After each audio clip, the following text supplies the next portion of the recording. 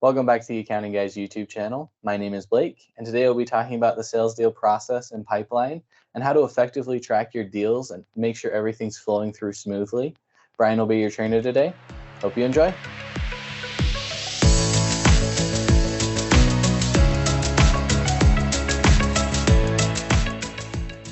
So first we're going to go up here to sales, and you'll notice there is a lead, quote, and a deal option. Let's just define those for a second. So a lead is something coming from the website, or you have a different Lightspeed integration where you are receiving customer information in order to reach out to them. Once you've met or talked to that client, that will then turn into a quote. And then from a quote, so there you can actually put units or options, different items that you're looking to sell so you can get some pricing into play. Once they've said, yes, I want to do this, here's some money to hold the unit, or go ahead and take my credit application, that's when it turns into a deal where this thing is actually going to happen. And so one thing that you can see in this leads, quotes, and deals option is you're going to see across the top, you can see leads, quotes, deals that have been finalized, inactivated leads or voided quotes and voided deals. So this is a filter to help you get through the different stages of your pipeline. And again, the current deals should be, these sales are going through. We've gotten money from the customer. We've taken a credit app. It's more likely than not that this deal is going through our system. And then if it's not, if that deal is aging, let's get it out of here because we want to see what is our current deals. We want to be able to manage what our leads and what our quotes are so that way we can have a good pipeline and a good feel for what's happening in the deal. And Lightspeed has one more step that you can identify a little bit better. Where is this deal at in this process? If I've got these 3 deals that are open, what stage are they in if they're in a current deal? And I'll click on this little caret up at the top, and you can see on the right that you do have different stage options. And this is completely customizable to your dealership. So anytime we say there's an option or a drop-down list, if you go to that module, so we're in sales and you go down to lists, you'll be able to find it inside of there more than likely. So here are lists and stages, and you can create as many stages as you want. Now, as you're creating these stages as an accountant, we like to be super defined and have steps for everything. You have to think about your salesperson. Are they actually going to go in here and move that drop down each time that it moves from a greet to asking questions, from asking questions to identifying major unit, from identifying major unit to presentation? Are they actually going to be doing that in real life? Or is that just extra noise that the salespeople aren't going to use? And so our reports, they never follow that order. So talk with your salespeople and your sales manager and define what your stages need to be.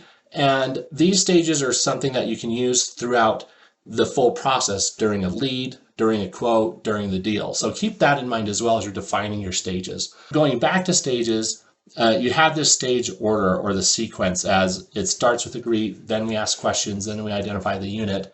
Something that you can do, for example, this one that says close the deal. A lot of dealers use this for, we've already gotten everything done and my accounting office just needs to finalize it, but I've finished on my side as the salesperson. You can also open this up and click on this color category and assign it a color. This way, we'll go ahead and make this red for an example. And we will go to this deal and we'll switch the stage, which is up here at the top, to close the deal. In this screen, you'll see that color has now changed it to red. That makes it very easy for you to identify what deals are ready to be closed. If we're just waiting on accounting, what deals are in the separate stages for us to be able to work through those leads a little faster. If you remember from our other video, you can also right click on this column or on this row here, and you can add stage name to the side of it as well. If you wanted to see the stage name here, you don't want to have this popped open all the time to know what the stages are, what colors are associated to what stage. Now, one thing I want to talk about is this is a common issue we see amongst dealers as they're first getting into Lightspeed or as they're working through the system trying to make Lightspeed reflect what happened in real life.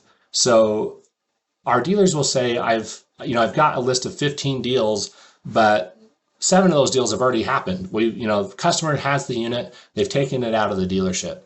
If that's the case, those deals should be finalized. And more often than not, they're saying, well, we want to make sure we get paid by the funding company from the lien holder, which that is true. You want to make sure you're receiving the money before you've put that deal down and say that it's complete, that it's finished. You want to track your contracts in transit. And so it's a lot easier if you make Lightspeed match what happened in real life.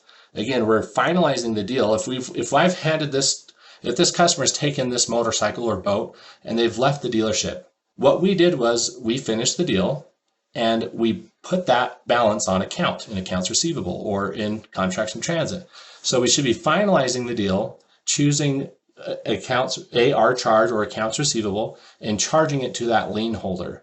Then what we can do in the receivables option, we can go to our reports and our aging, and we can say what ones are contracts in transit customers, and we can see the balance by lien holder, by customer, what makes up the balances. And it makes it easier for you to track and know, oh, I've got 7 different deals that need to be funded from Freedom Road Financial. I've got 5 from Synchrony. I've got 10 from Yamaha Financial.